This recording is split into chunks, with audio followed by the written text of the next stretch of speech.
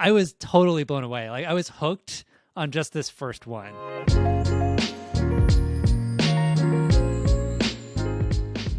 What we're going to show is the output of 3 different text-to-image AI systems. The ones that I tested for this demo are NightCafe, Midjourney, and Dall-E 2.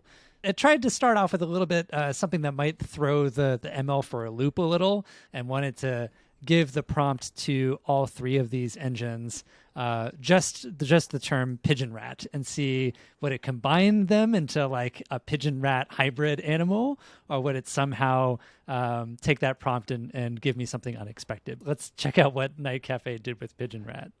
I don't know. What do you think? I can see parts of pigeon, and I can see parts of like a Mickey Mouse ear on top of the pigeon. Yeah, like it tried to get it here, and I don't know what it did with its like beak, but it's like it started with a rat tail, and you can kind of see like maybe there's a rat tail here. I don't know. Is it on a phone? I think so. It's really hard to tell, and why it decided to put that there when that had nothing to do with the prompt pigeon rat is beyond me. Looks a little bit like a bad Photoshop. Yeah, it's got a bit of this kind of like painterly, kind of digital arty cyberpunk thing going on. It understands what you're asking it to do, but then the execution, it might be the part that's lacking here. Can we look at the second one? Let's do it. Okay, so the second one is Midjourney. Here we are. What do you think?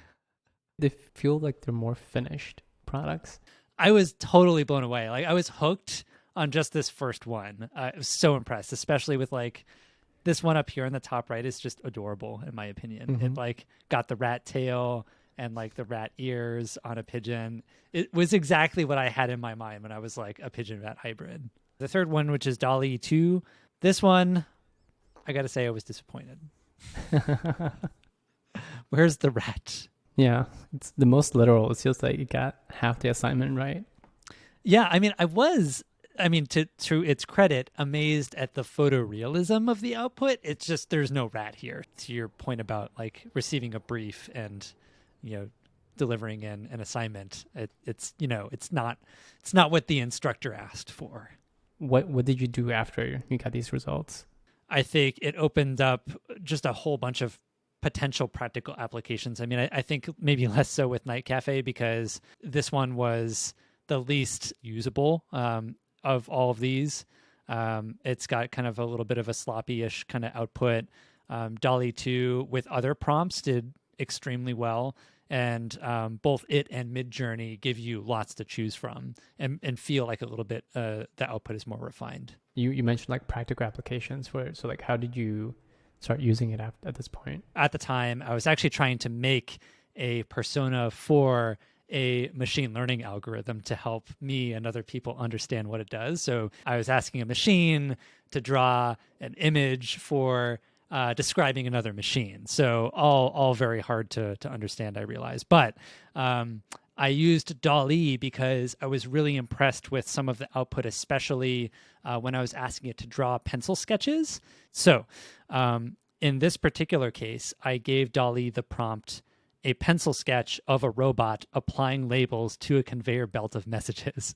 So this ML that I was trying to create a persona for takes in messages and uses natural language processing to apply categories and topics to it. So I wanted to see what would Dall-E, another ML algorithm, use or cook up with this prompt. So here's what it came up with. And I was blown away. I was so amazed by this output.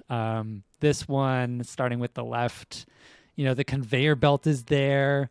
You can see the robot, kind of like standing next to the conveyor belt, like it's sort of tinkering with these things as they pass through. I like this sort of gibberish here that looks like Eastern European, maybe a little bit, but intended to be, I'm sure, completely unintelligible. This one is the one we ended up running with. I mean, just like nailed the robot applying labels to the messages as they come through. I even love this sort of like kind of an action being applied to something or movement being conveyed here, which is pretty cool. Like the robot furiously scribbling away as these messages come through. This just gives you a sense of the type of output that you can expect. And all of these, again, just like the other images above, took a matter of, less than a minute or so to create.